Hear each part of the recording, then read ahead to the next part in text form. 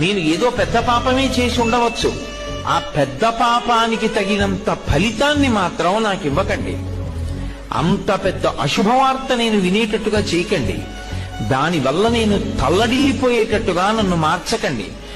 జీవితాంతం ఏడవలసినంత పెద్ద పెద్ద శిక్షలు నాకు వెయ్యకండి. మరి నీ పాపం ఎలా పోతుంది? నన్ను అనుగ్రహించండి. నేను తప్పు చేశాను. ఎందుకు చేశాను? మీరున్నారని తెలియక చేశాను ఒకప్పుడు ఆ పాపం. ఇప్పుడు తెలుసుకున్నాను మీరున్నారని, కాబట్టి నేను చెయ్యను. ఇప్పుడు నేను ప్రయత్నపూర్వకంగా ఏ తప్పు చెయ్యట్లేదు, కానీ అప్పుడు చేశాను.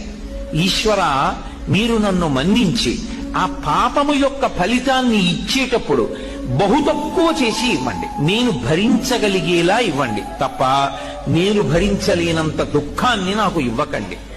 ఇది నోటితో అడగక్కర్లేదు. ఈశ్వరుణ్ణి ప్రార్థన చేస్తాడు. వాడొకడు ఉన్నాడన్న నమ్మకం